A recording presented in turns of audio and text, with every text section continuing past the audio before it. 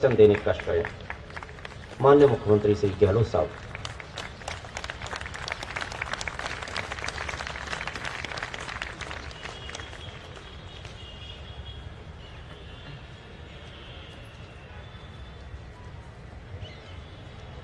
हमारे मुख्य सचिव नीरेंद्र आर्य जी, कुलदीप रांका जी, हेमंत गहरा जी, रविंद्र गोस्वामी जी और सचिवालय कर्मचारी संघ के अध्यक्ष अभिमन्यु शर्मा जी,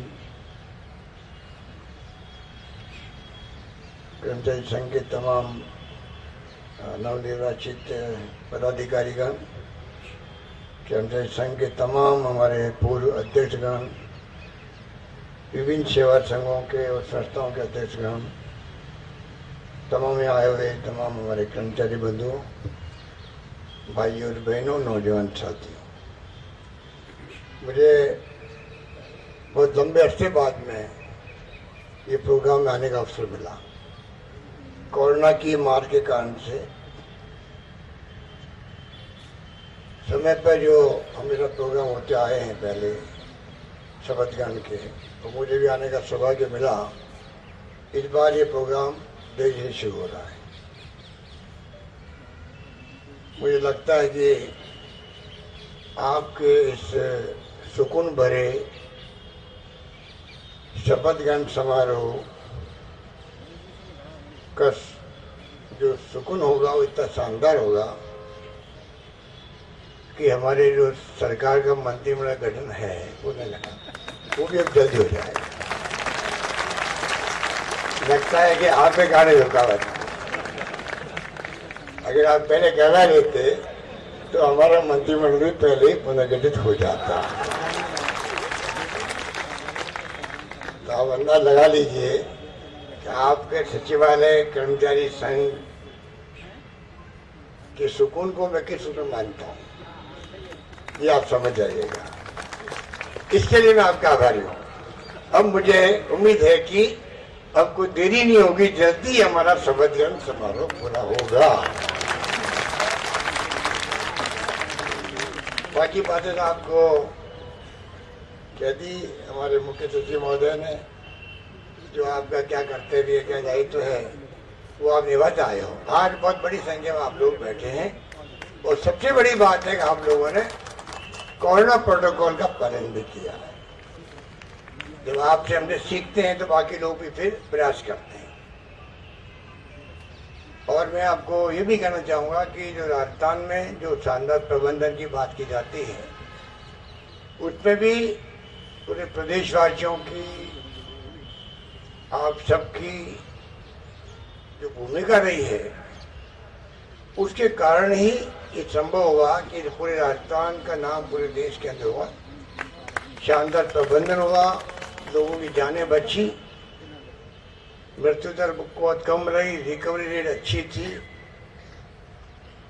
और भिलवाड़ा मॉडल ने तो प्रदेश का नाम भी ऊंचा किया देश में विदेश के अंदर, क्योंकि वो बहुत ही पहला जो फेज था लहर का, उसमें लोग बहुत ज्यादा चिंतित थे। चिंता ज्यादा उस वक्त थी क्योंकि पता नहीं लहर आई थी उस वक्त में, तो उसमें तो ऑक्सीजन की जरूरत नहीं पड़ी और वेंटिलेटर की जरूरत नहीं पड़ी। दूसरी लहर अचानक आई तो पूरे देश में हाहाकार मच गया। ऑक्सीजन का भी मुंबई में, अहमदाबाद में, दिल्ली तक में बेड उपलब्ध नहीं हुए, एम्बुलेंसेज के अंदर इलाज होते रहे, ऐसी स्थिति बनी। आप सबके सहयोग से, आपके आशीर्वाद से राजस्थान में ऐसी स्थिति नहीं बनने दी और किसी ढंग से वो समय था वो हमने निकाला जो कभी भूल नहीं सकते। अभी मैं कहना चाहूँगा आप सबसे कि आप लोग, क्योंकि सचिवालय में बैठने के मतलब अभी मैंने बताया आपको आर्य जी ने, आपका मैसेज बहुत बड़ा होता है पूरे प्रदेशवासियों के लिए। उसी रूप में आप संदेश देंगे तो तीसरी लहर का जो आशंका थी अभी तक तो लगता है बिल्कुल समाप्त हो गई दिखती है, क्योंकि अब मृत्यु दर 0 के बराबर है, इक्के दुक्के केस आते हैं। तो पूरे यूरोप के अंदर हालात बहुत गंभीर बन गए हैं चौथी लहर आ गई वहां पे। जर्मनी में तो और भी हालात विस्फोटक हो गए। वहां तो सरकार को कानून बनाने पड़ रहे हैं जबरदस्ती करने के लिए, वैक्सीन के लिए भी, इलाज करवाने के लिए भी। कुछ अंदाज लगा लीजिए कि यूरोपीय मुल्कों में बहुत स्थिति अभी विस्फोटक बनी है। पहले यूके में बनी थी और वहाँ थोड़ी रुक गई है। अमेरिका में केस कम हुए हैं, परंतु कई मुल्कों में अभी भी स्थिति खराब है।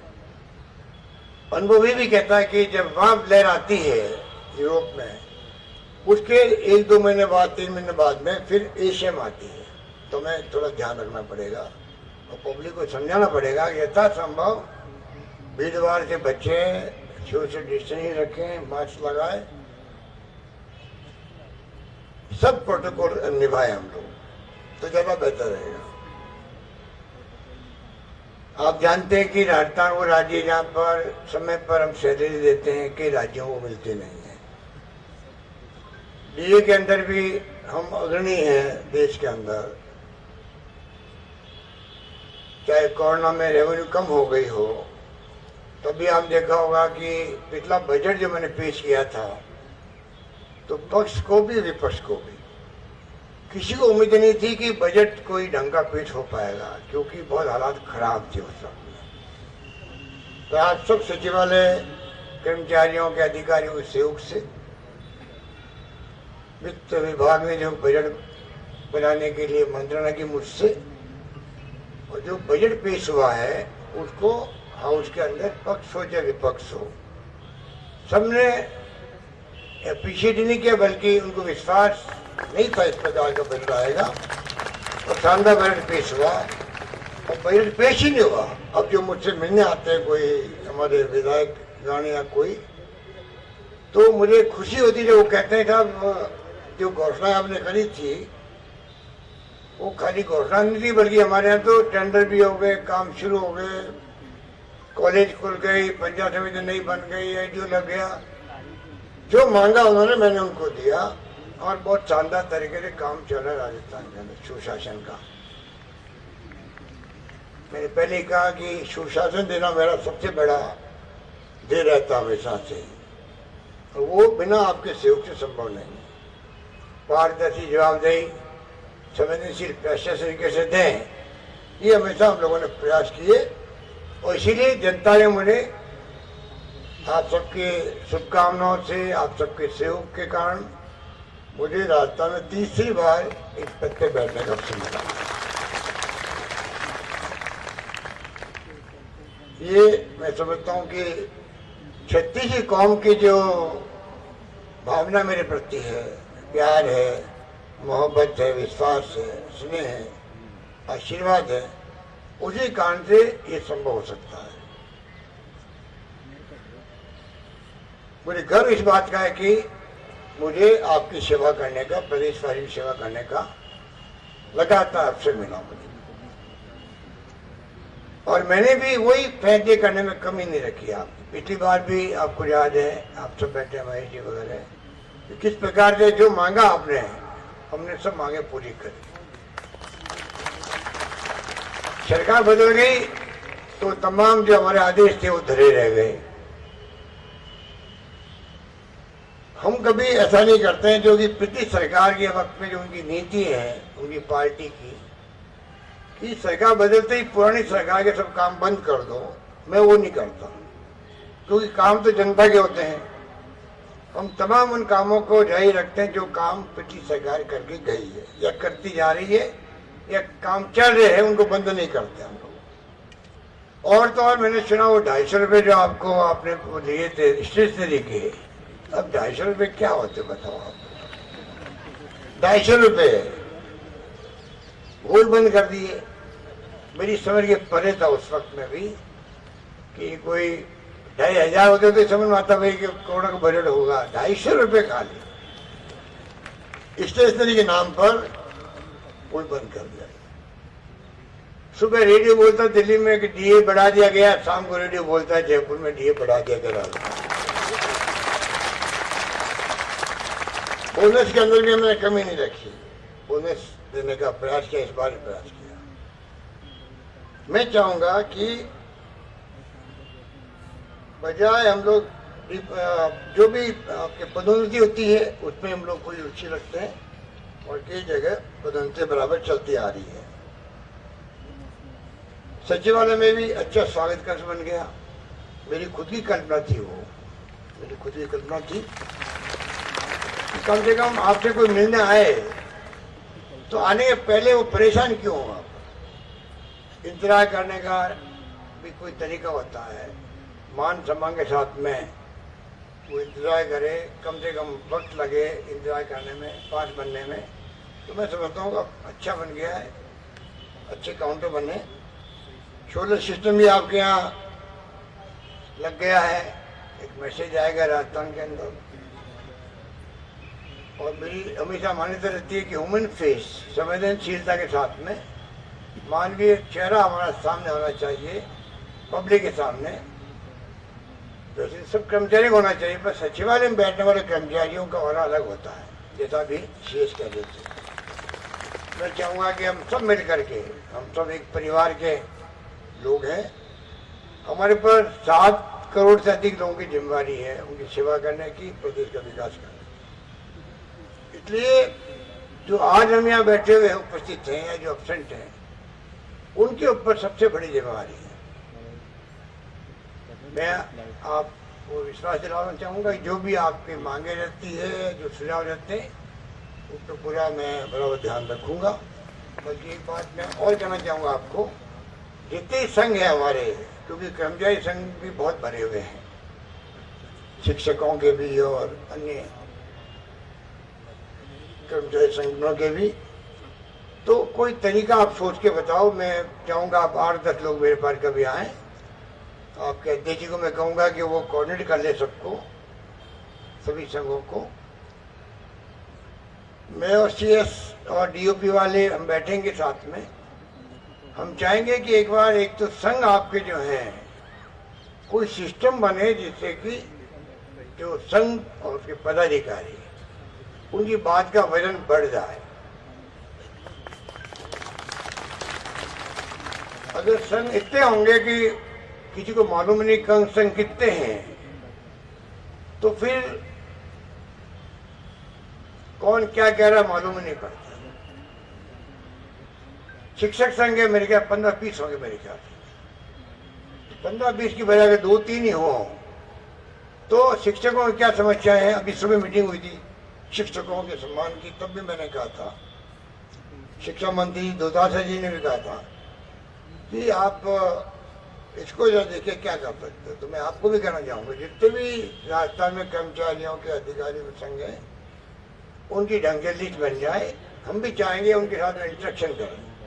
2 फायदे होंगे, एक तो उनकी खुद की मांगे, एक तो बात, दूसरा उनके माध्यम से जो हमें फीडबैक मिलेगा वो हमें गवर्नेंस करने में बहुत बड़ा उपयोगी साबित होगा, ये मैं कहना चाहता हूँ। क्योंकि अल्टीमेटली तो आप का ताल्लुक सीधा जनता से रहता है, जनता क्या सोचती है, क्या काम करना चाहती है, लोकप्रिय मांगे क्या क्या है, पॉपुलर डिमांड्स क्या है, तो उससे अंदाज लगता है हमें किस दिशा में जाना चाहिए। कई ऐसे सुझाव आते हैं जो दिमाग में उस वक्त आते हैं जब चर्चा में करते हैं आपस के अंदर।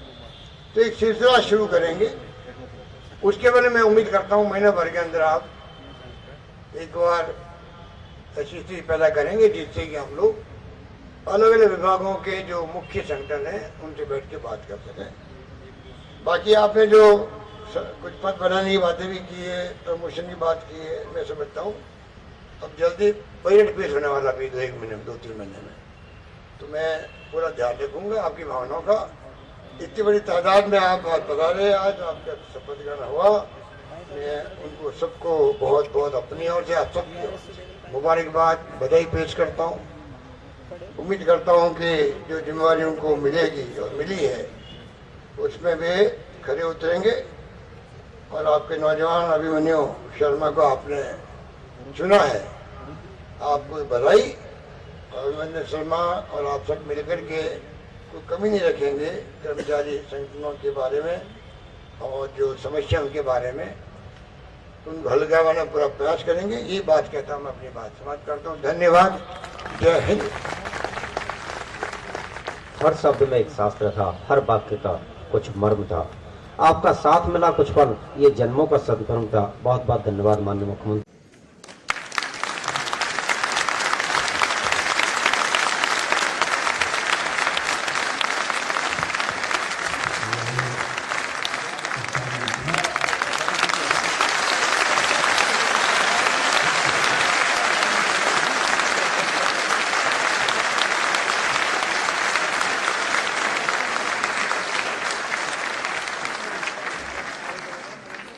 हमारे शिक्षा मंत्री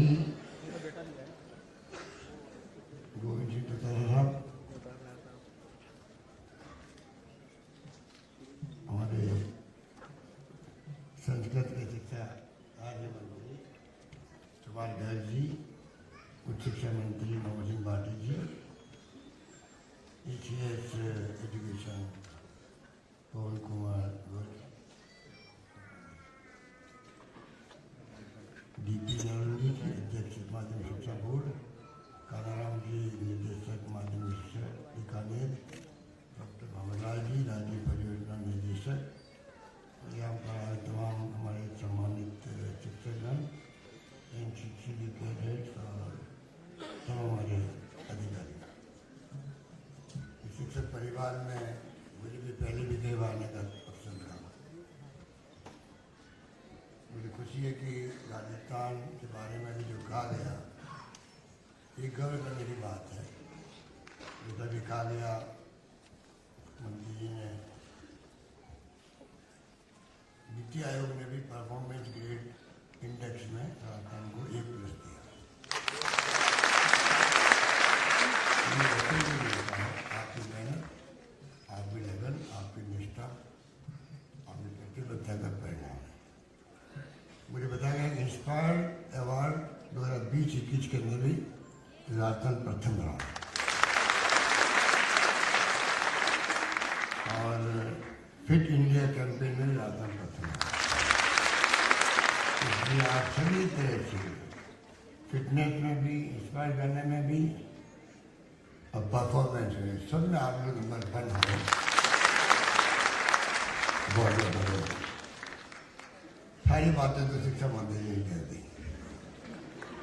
जैसे ही आपसे विजय ले रहे हो।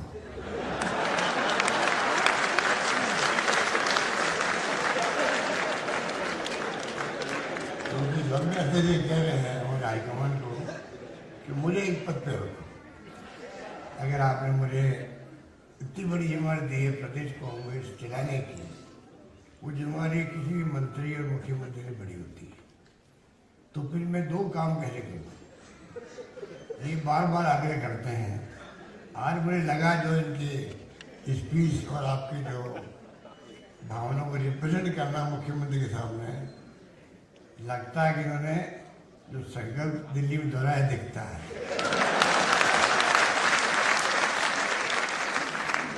तो अभी सुभाष गर्ग जी कह रहे थे कि ऐसा शिक्षा मंत्री ना कभी आया ना कभी आ सकेगा। शिक्षक का बेटा होने का ये भी आपको लाभ मिला, क्योंकि शिक्षक का बेटा अगर बचपन से देखे अपने पिता को, तो उससे ज़्यादा शिक्षकों के हितों की रक्षा करने वाला कौन हो सकता है। इसी रूप में इन्होंने अपनी भावना पकड़ कर मैं देख रहा था। बाकी बातें तो सब कह दी है, मैं क्या कहूँ। घोषणा करने की बात है, वो मैं कह सकता हूँ जो शिक्षा मंत्री मुझे कहेगी वो सब मुझे मंजूर है।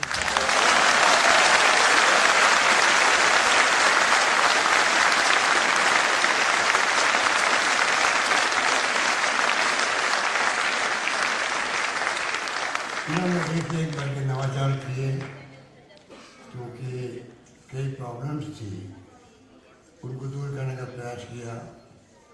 यहाँ तक कि नियम भी बदले, जो कि बहुत लंबे अरसे थे, 30-40 साल के पुराने थे, क्योंकि नियम कुछ और व्यवहार में कुछ आएगा आदेश, तो कई तकलीफ होती, जो उन्होंने खुद ने बताई अभी आपको। PTI, लाइब्रेरियन, DO, सबके प्रमोशन के अंदर भी सबसे तकलीफ होती है। इनके वक्त में ही जो है ये जो प्रयोग कम नहीं है, अंग्रेजी स्कूल का प्रयोग है ना, ये क्रांति लाएगा देश। मैं अंग्रेजी के खिलाफ रहा हूँ बचपन से। मैं खुद जब बचपन में छात्र था, उस जमाने में 50 साल पहले तमिलनाडु और दक्षिण के राज्यों में हिंदी के खिलाफ आंदोलन होते थे। वहाँ पर कोई बोर्ड लिखा है अगर मान लो दुकानदार का, जाके जला दो उसको। उसके रिएक्शन के अंदर उत्तर भारत के अंदर अंग्रेजी को लेकर विरोध होता था, काला पोत दो, आग लगा दो, कुछ भी करो। हम भी सोचते थे कि अंग्रेजी किस काम की, संस्कृत किस काम की। पर आज मैं कह सकता हूँ संस्कृत की जगह संस्कृत इम्पोर्टेंस है और अंग्रेजी की जगह अंग्रेजी बहुत महत्व रखता है। हमने महसूस किया कि अंग्रेजी अगर थोड़ी बहुत आती भी आपको, पर आपके अगर बचपन से छात्र जीवन में अगर आपकी प्रैक्टिस नहीं है, वो बच्चा बड़ा होकर के अंग्रेजी बोल नहीं सकता। और आईटी का ज़माना, राजीव गांधी ने जो 21 सेंचुरी की बात की थी, तो कंप्यूटर आ गए, मोबाइल फ़ोन आ गए, गूगल और फेसबुक देखते कितने प्लेटफॉर्म आ गए, दुनिया भर की नॉलेज आपके पास है। हिंदी में भी आजकल है उसका सिस्टम, परंतु अंतर्राष्ट्रीय लैंग्वेज एक प्रकार से अंग्रेजी बन चुकी है। आईटी करके बच्चे जाते नौकरियों में तो उनको 50 लाख, 1 करोड़, 2 करोड़ के पैकेज मिलते हैं। पर अगर उसका कन्वर्जेशन इंग्लिश में ढंग से नहीं है तो उसको तकलीफ भी आती है सिलेक्शन में, चाहे ऑल इंडिया सर्विसेज हो, तो स्टेट सर्विसेज हो, चाहे आपको देश दुनिया में जाना पड़े। तो अंग्रेजी के माध्यम से हिंदी की जगह तो हिंदी में तो रखनी ही चाहिए जिंदगी के अंदर, हमारी मातृभाषा है। पर अंग्रेजी अगर आप एक्स्ट्रा सीख लो बचपन से छात्र जीवन में, अंग्रेजी स्कूल की फीस बहुत ज़्यादा है। मुझे के बाबत गुस्सा होता है कि लोग लूट रहे हैं बच्चों को, क्योंकि बहुत ज़्यादा पैसे, 1,50,000 की फीस होती है। इसका मतलब गरीब आदमी का बच्चा तो वहाँ जा नहीं सकता। इसलिए डॉक्टर मनमोहन सिंह जी ने, सोनिया गांधी जी ने जो एक्ट बनाया है वो भी बड़ा क्रांतिकारी एक्ट है, राइट टू एजुकेशन। उसमें यह कहा गया 25% गरीब बच्चों को इन स्कूलों में, जो अंग्रेजी स्कूलें हैं, वहाँ पर इनको देना पड़ेगा, एडमिशन देना पड़ेगा। उसकी फीस सरकार भरेगी, तो एडमिशन को देना ही पड़ेगा, ये करना पड़ेगा। और उसका तोड़ निकाला हमारे शिक्षा मंत्री जी ने। ये नहीं का आइडिया था, ये तो प्रोटोकॉल में मुख्यमंत्री को उससे दे देते अलग बात है, तो आइडिया नहीं का था कि अंग्रेजी स्कूल खुलनी चाहिए।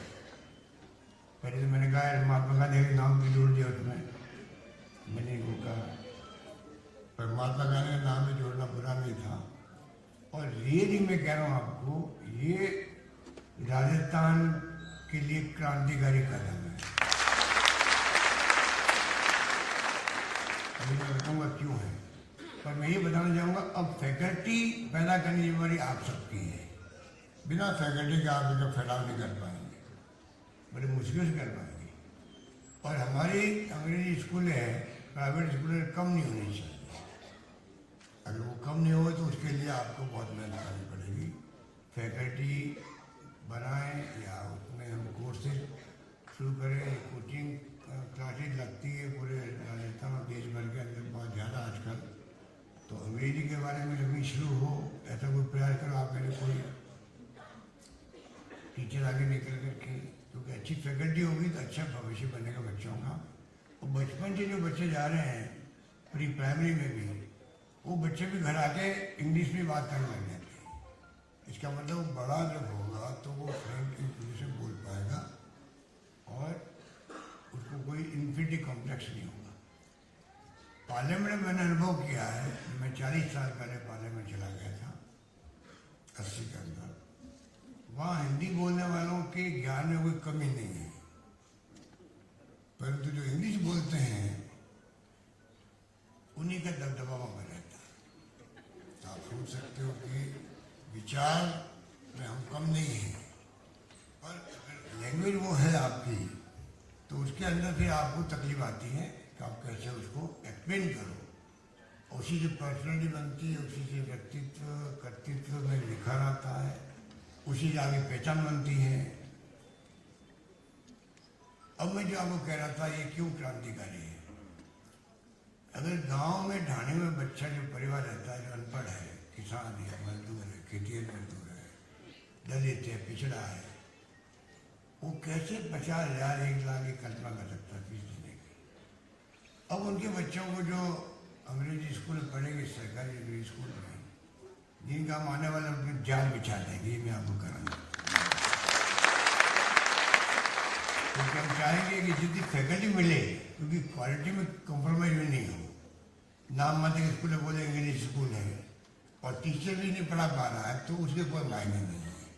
हम चाहेंगे कि प्रायोरिटी उनको भी दें, अन्य विषय के साथ साथ जितनी फैकल्टी मिलेगी उतनी स्कूल खुल जाएगी। इतना मैं कहना चाहता हूँ, जितनी फैकल्टी क्वालिटी में कॉम्प्रोमाइज नहीं। परंतु मैं जो कहना चाह रहा हूँ कि गाँव के बच्चों को, ढाणी के बच्चों को, अगर वो आज 2-3 साल के बच्चे जाने लग जाते स्कूल, और आजकल समय बदल गया है, जैसे अपन सबकी एज बड़ी है, कोई जमाने में 60 साल का व्यक्ति भी लकड़ी लेके चलने लग जाता था, वो टाइम देखा हमने। और सोचते थे भाई जब तो 60 साल हो गए, मतलब ये पता नहीं कब ऊपर चला जाएगा। अब 80 साल का भी माँ बाप होते तो अपन उनकी पूरी सेवा करते थे कि लंबा दीर्घायु उनको। बल्कि 80 साल के 90 साल के लोग तो गाड़ी चलाते हैं, वो मैं देखा है। तो टाइम बदल गया, उसी जगह बच्चों की सोच बदल गई। आज के बच्चे मोबाइल फोन में, कंप्यूटर में हमसे आगे हैं। माँ बाप भी अगर कोई अटक जाता है मोबाइल में, तो बच्चे को देता है तो ठीक कर दे, हैक हो गया रहता है, तो बच्चा बच्चे वो हैं, बच्चे वो हैं।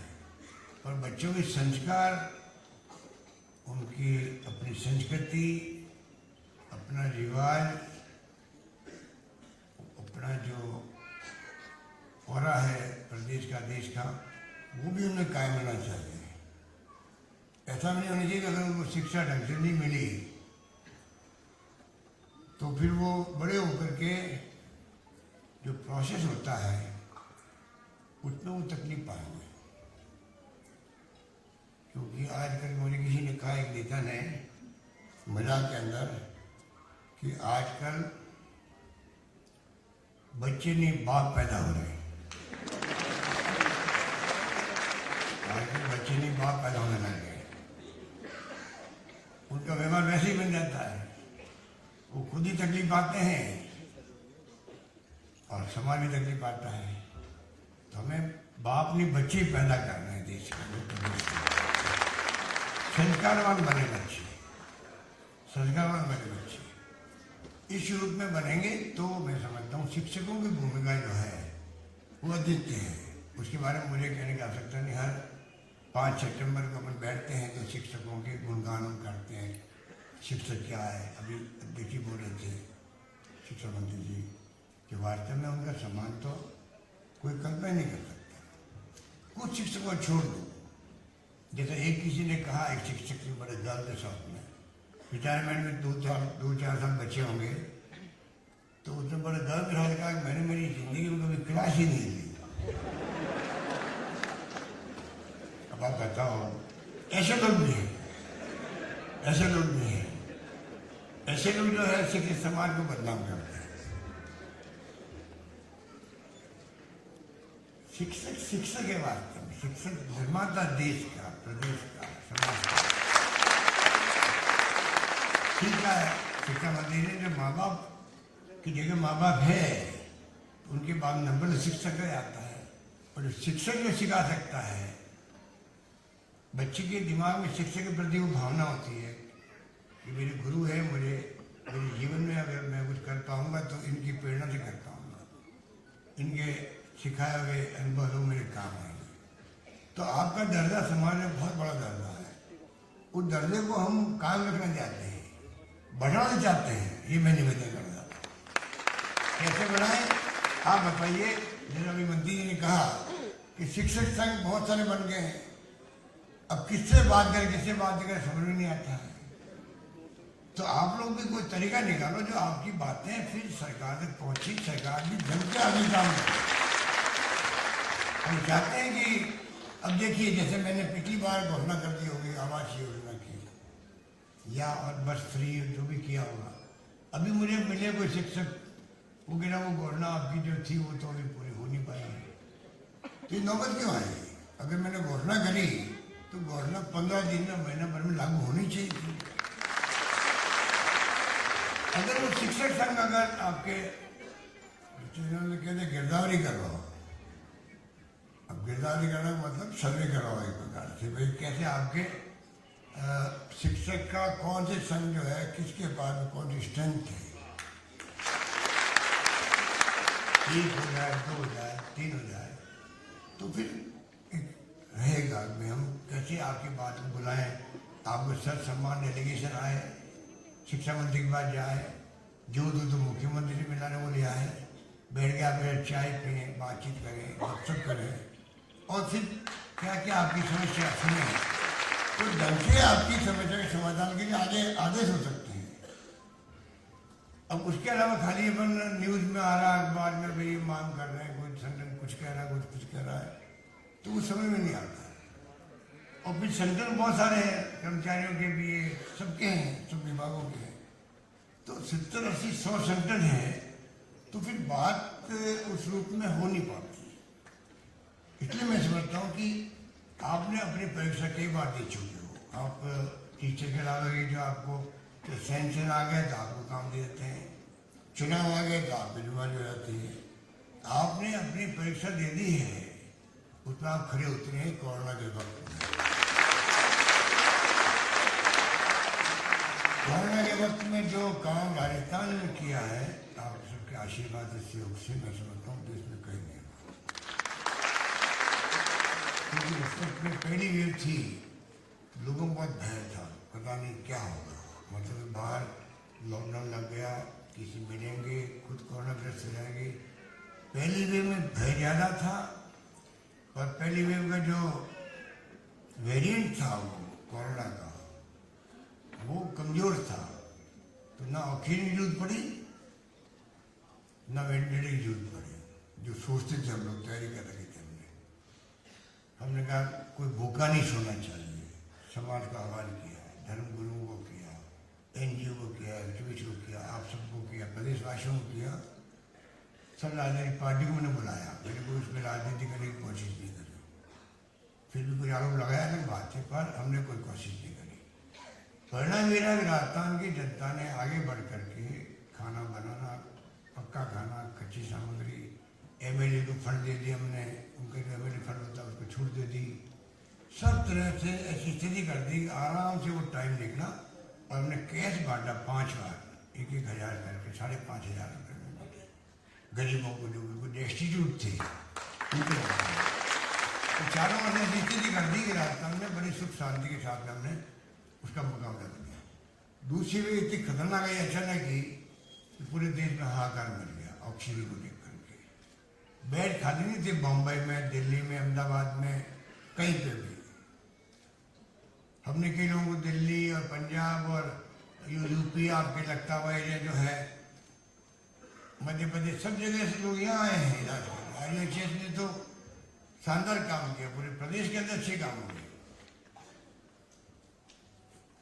तो इस प्रकार से हमने उसका मुकाबला किया। खाना पहुंचाने में कांस्टेबल तक ने मदद करी, पुलिस कांस्टेबल ने भी, हेड कांस्टेबल ने भी, सबने एकजुट हो गए। और टीचर्स को ट्रैकिंग करना है, सर्वे करने का काम दिया, जो आपको काम दिया, जान को हथेली में रख के आप लोगों को काम को किया। कैसे बोल सकते हैं, कैसे बोल सकते हैं? तो इसलिए मैंने कहा कि काम बड़ा शानदार था। अब संख्या बढ़ी, 98 लाख तक हो गई टीचर, 10 लाख संख्या बढ़ी स्टूडेंट्स की। इसका मतलब आपके शिक्षा विभाग ने, शिक्षा मंत्री जी के नेतृत्व में जिस प्रकार का माहौल बनाया होगा, तभी तो बच्चे आए होंगे, 10 लाख बच्चे। उनका टारगेट 1 करोड़ तक का है। इस प्रकार से मैं समझता हूँ कि शानदार काम हुआ है और हमने भी कोई कसर नहीं छोड़ी। एक साथ में आज़ादी के बाद में कभी नहीं हुआ होगा। एक साथ मैंने करीब 132 कॉलेज 123 कॉलेज खोल दी मैंने कॉलेज। 33 कॉलेज तो गर्ल्स की है और ये कर दिया कि जहाँ 500 गर्ल्स होगी उसको कॉलेज बना दिया जाए। तो इस प्रकार से मैं समझता हूँ ये प्रिंसिपल वाला वाइस प्रिंसिपल वाला जो आपने इतना बड़ा झगड़ा था ये आपका, सरकार को टेंशन देता था वो झगड़ा आपका टेंशन हम आते थे। या मास्टर को समझा गए या इनको लेक्चर को समझा गए। बताइए कुछ झगड़े को भी कितनी ब्यूटीफुल तरीके से हमारे फाइनेंस सेक्रेटरी अखिल अरोड़ा बैठा, हमारे प्रिंसिपल सेक्रेटरी राका जी, शिक्षा मंत्री जी, आपके अधिकारी जो भी थे, उन सब ने मिलकर आप बताए कितना ब्यूटीफुल तरीके रास्ता निकाल दिया। अब किसी को सिखा दी सबको चांस मिल जाएगा। आप सोच सकते हो कि इस प्रकार से जो काम हुआ है।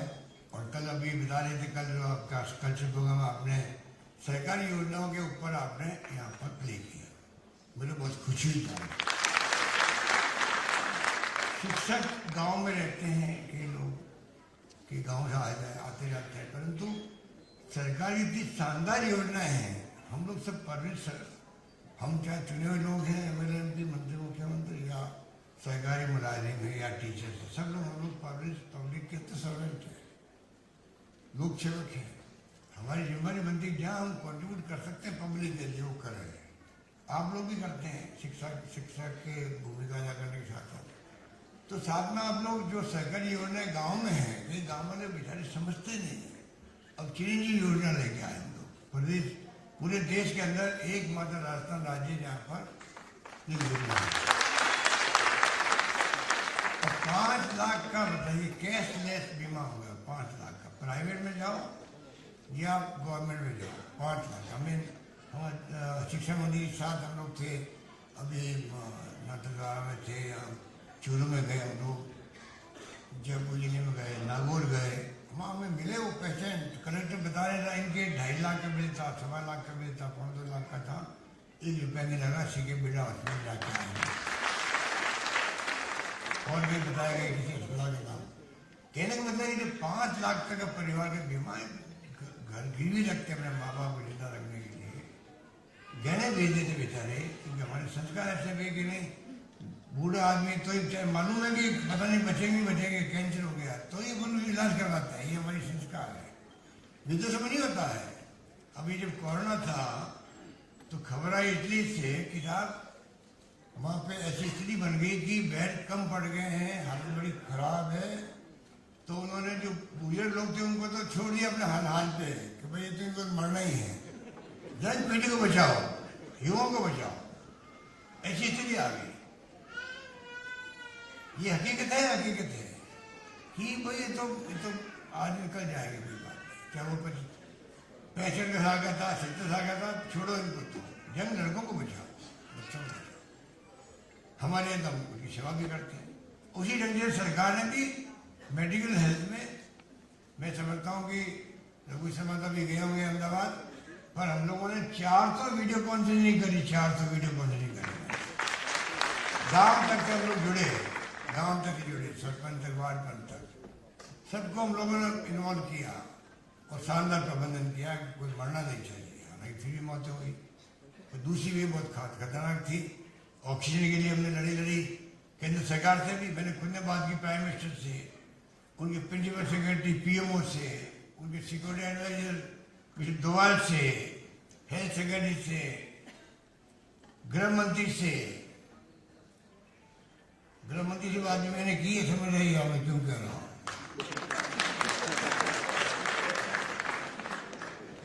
गृह मंत्री से बात करना, प्रधानमंत्री से बात करने बड़ी बात थी।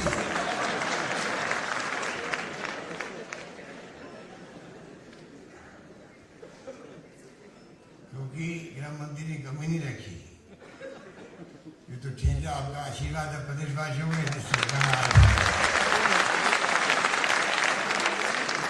सरकार कायम रह गई। 34 दिन तक एमएलए हमारे साथ में, होटल में, और वर्कर्स और आप लोग फोन करते थे हमारे एमएलए को, चाहे 2 महीने रहने पड़े रहो वहां पर, सरकार नहीं गिरनी चाहिए। कितनी सरकार काम करती, गृह मंत्री कुछ नहीं करता। उनको घमंड था कि कर्नाटक का घमंड था, उनको घमंड था, मध्य प्रदेश का घमंड था, राजस्थान प्रदेश वासियों ने उनके घमंड को चकनाचूर कर दिया। ये कोई तरीका है लोकतंत्र में? सरकारें गिराओ पैसे के बल पर, क्या हो रहा देश के अंदर कोई कल्पना नहीं कर सकता। देश किस दिशा में जा रहा है, किस दिशा में जाएगा किसी को नहीं मालूम है। आज संविधान खतरे में है, लोकतंत्र खतरे में है, हालात बड़े गंभीर है। हर व्यक्ति को सोचना पड़ेगा, देशवासी को। सरकार आती ही जाती है। ये लोकतंत्र, इंदिरा गांधी जैसी महान नेता जिसने परमाणु विस्फोट के 74 में पोखरण के अंदर पाकिस्तान के 2 टुकड़े कर दिए, वो कोई छोटी बड़ी घटना नहीं। मैं बचपन में 15 दिन रहा हूँ बॉर्डर पर, बांग्लादेश बॉर्डर पर। शरणार्थी आए थे, 1 करोड़ शरणार्थी आ गए। 2 टुकड़े हो गए पाकिस्तान के, बताइए आप, इंदिरा गांधी के जमाने में। वो महान नेता थी जो अटल बिहारी वाजपेयी जी को कहना पड़ा उसके अंदर लोकसभा में कि ये देवी दुर्गा का रूप है इंदिरा गांधी रूप। फिर भी कभी घमंड नहीं आया हम लोगों में, फिर भी घमंड नहीं आया हम लोगों में। हमने विनम्रता के साथ में सेवा की देश की। आप जो कुछ देश दिख रहा आपको, वो 70 साल की बदौलत, चाहे इंदिरा गांधी की जान चली गई, देश पर टूटने नहीं दिया उस लेडी ने। सही लोग देश के लिए, और मरने के दिन 1 दिन पहले ही काम है उड़ीसा के अंदर कि मेरी जान भी आ सकती है, और जान जाएगी तो मेरे खून का एक कतरा इस देश को मजबूती प्रदान करेगा। घमंड नहीं था किसी का। राजीव गांधी शहीद हो गए, घमंड नहीं था किसी ने। आज घमंड अहंकार में सरकारें चल रही है। क्या क्या हो रहा है? लोग गुमराह कर रहे हैं डीजल पेट्रोल गैस को लेकर के। आम लोग समझ नहीं पाते हैं किस प्रकार लूट मचाई इन लोगों ने। अंतर्राष्ट्रीय कीमतें 100 से पार पड़ गई, तब भी हमने सब्सिडी दी कंपनियों को, मनमोहन सिंह ने, और कंट्रोल रखा। 76 रुपये बढ़ने नहीं दिया पब्लिक के लिए। इनके बदले में 40 रुपये तक पहुंच गया वो अंतर्राष्ट्रीय कीमतें प्रति बैरल डॉलर। आप बताइए, तब भी 100, 112, 115 पहुंच गए। आज हमारी कैबिनेट मीटिंग है, मैंने कई बातें मेरे फेसबुक पे लिखी, मैं उन बातों को वापस रिपीट नहीं करूँगा, बहुत टाइम लगेगा। पर आप देखिए अगर फेसबुक मेरा देखते हो तो मैंने सब बातें एक्सप्लेन करी है कि किस प्रकार से लूट मचाई इन्होंने और किस प्रकार सिस्टम बदल दिया इन लोगों ने। राज्यों को कह रहे हैं आप कम करो, राज्यों की कम तो अपना होती है, जितना कम सरकार करती केंद्र की क्षति होती है। मैंने 2% किया है करीब 8-10 महीने पहले, 1000 करोड़ का राजस्व का नुकसान होगा तो किया, हमने कोशिश करी, उस पर किसी राज्य ने नहीं करी थी।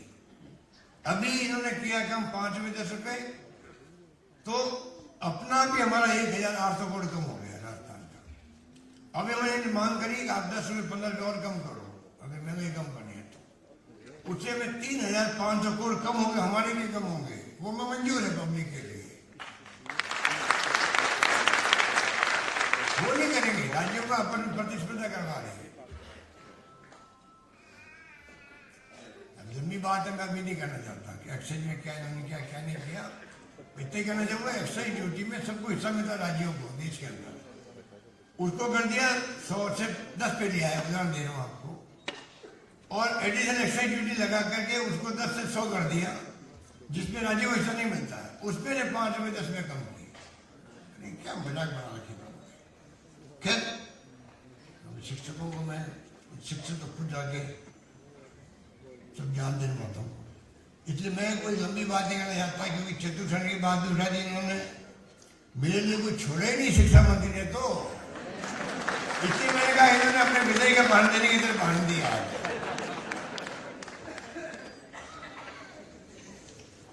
इसलिए मैं आपको इतना कहना चाहूँगा, हमने अनुकंपा की नौकरी भी देते हैं आप लोग करीब 1800 2590 लोगों को दी। मतलब कहने का मतलब कि पूरी तरह सरकार आपके साथ खड़ी है। करीब लगभग 1 लाख नौकरी अभी तक मिल चुकी है राजस्थान में सब विभागों में, और आगे 70,000 के करीब 80,000 के करीब नौकरियों की प्रक्रिया चल रही है राजस्थान में।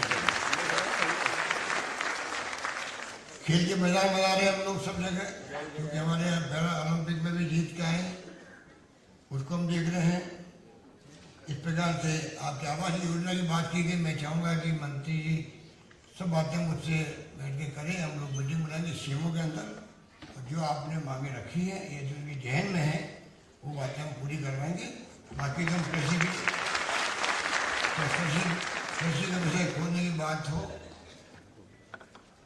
हर चीज में हम चाहते हैं कि इस रूप में राजस्थान में काम करें, जिससे कि आने वाले वक्त में हम एक उदाहरण पेश कर सकें, जैसे हमने मेडिकल में किया। पहले मैंने पिछली बार आपके आशीर्वाद से मैं दूसरी बार मुख्यमंत्री था तो दवाएं फ्री करी, देश में पहला राज्य था राजस्थान, टेस्ट फ्री कर दिए, खून की जांचें लगा के डायलिसिस तक फ्री कर दिया, बहुत खर्चा होता है। अब हमने चिरंजीवी योजना लेके आए हम लोग, पूरे प्रदेशवासियों की योजना है वो। मैं आपको निवेदन करना चाहूँगा, आप भी अपने भाइयों को, दोस्तों को, सब गांव में एक वंचित कोई नहीं रहना चाहिए, खाली वो जन आधार कार्ड बनाना पड़ता है। और 5 लाख का बीमा उनका सतही हो गया है। अगर पैसे वाले हैं तो प्रीमियम का आधा पैसा दे रहे हैं, 850 रुपये दे खाली उसका, बाकी लोगों ने सब फ्री है पूरा। तो ये तमाम बातें मैं आपको अपील करूंगा कि जो सरकारी योजना है, जैसे आपने कल रात को यहाँ पर फिल्म में बताया, उसी ढंग से आप गाँव में जहाँ बैठे हुए हैं, आप तो सम्मानित शिक्षक हैं, इसलिए मैं समझता हूँ कि राज्य स्तरीय, जिला स्तरीय, ब्लॉक स्तरीय भी मंत्री जी कर दिए, सम्मान करने का एक उत्साह बढ़ेगा, उन लोगों का उत्साह बढ़ेगा। ब्लॉक से जिले पे आने की कोशिश करेंगे, जिले से भी स्टेट पे सम्मान होने की कोशिश करेंगे। अच्छा फैसला है, प्रतिबंधित वाला।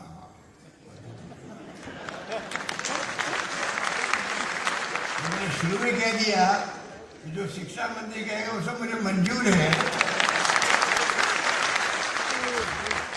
अब वो इतना ही है कि कोई प्रतिबंधित जिला हो चाहे कोई गांव हो, टीचर रहने चाहिए। देखो, ये भी अन्याय नहीं होना चाहिए कि वहाँ पर हम खाली कर दें, वहाँ पर स्कूल में 200 बच्चे हैं या 400 बच्चे हैं, टीचर एक है या एक भी नहीं है, मतलब बड़ी स्थिति कई जगह खराब भी रहती है। वो आपको अपनी जिम्मेदारी कि आप शिक्षक एक प्रकार से चेयर होके आए हैं, सम्मान प्राप्त कर रहे हैं, आपकी ईमानदारी बढ़ जाती है बाकी टीचर्स को कहने की भी कि हमारी जो भूमिका है, हमारा जो कर्तव्य है, उसमें हम कमी नहीं रखेंगे, बाकी हमारे ऊपर छोड़ दीजिए। आप तो खाली इतना ही है, स्कूलों में पढ़ाई अच्छी हो, स्कूलों में टीचर जाए। ट्रांसपोर्ट पॉलिसी की बात भी आपने करी थी, वही बहुत गंभीर विषय है, उस पर भी आप कोई सुझाव दीजिए मंत्री जी को कि भाई ट्रांसपोर्ट पॉलिसी ऐसी बन जाए किसी का हार्ट बर्निंग नहीं हो। अभी क्या हो रहा है कि जिसकी जो चल गई है एमएलए के साथ में या एमपी के साथ में, ये ली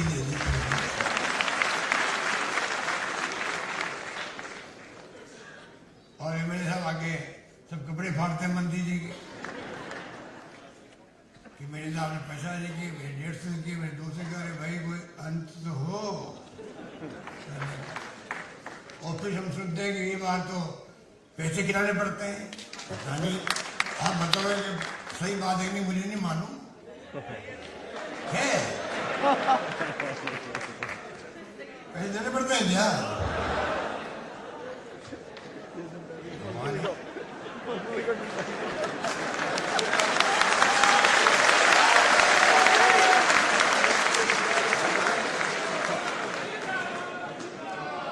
तो बहुत ही दुखदायी बात है कि टीचर्स पैसे लेके ट्रांसफर कराने के लिए वो लालच रहे। इसको मैं समझता हूँ कि कोई ऐसी पॉलिसी बन जाए जिससे कि आपको ये कॉन्फिडेंस में मेरी तो मेरा नंबर तो 2 साल आपको मालूम पड़ जाना चाहिए। मेरी ट्रांसफर होगी तो 2 साल लगेगी नहीं, मेरी 3 साल लगेगी, 1 साल लगेगी। सबको मालूम रहे ना पैसे चलेंगे और ना एमएलए साहब को आप तंग करो। आप ही तंग क्यों करते हो? एमएलए के कपड़े आप फाड़ते हो, एमएलए कपड़े फाड़ता है मंत्री जी। वो बंद होना चाहिए। मतलब एक प्रकार से सब अपना काम अपने तरीके से करें ढंग से, उससे ज़्यादा बेटर रहेगा। पर हम लोग सब इश्यूज को मेरी जानकारी में है, हम लोग बात करेंगे मंत्री जी से, कोशिश करेंगे। आप भवन सिंह जी कुछ कह रहे थे मुझे, बाकी रहेगा अपन डॉक्टर।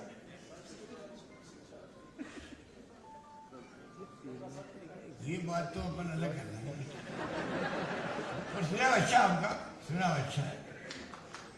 भवन सिंह जी आपका पॉइंट हो गया, कौन सा पॉइंट? स्कूटी योजना का। स्कूटी योजना तो सबके गर्ल्स के लिए है। कुछ संख्या 3,000 से बढ़ रही है, 13,000 हो रही है, 13,000 हो रही है। उसका हम चाहेंगे कि आजकल पेट्रोल डीजल बहुत महंगा कर रखा है मोदी जी ने। एकदम चाहेंगे कि आजकल इलेक्ट्रिक आने लग गई है, अगर वो सस्ती, अगर वो मान लीजिए एफोर्ड कर पाई सरकार, क्योंकि मुझे पता नहीं कितना पैसा लगेगा अभी तो। सिस्टम भी होना चाहिए चार्ज करने का सब जगह। कोई बात नहीं, आप उम्र को छोड़ो। जब मैं कह रहा हूँ ये पूरा परिवार बैठा हुआ हमारा शिक्षा विभाग का, इनकी जो भी मांगे होंगी वो पूरी करते जाएंगे। धन्यवाद, जय हिंद, धन्यवाद।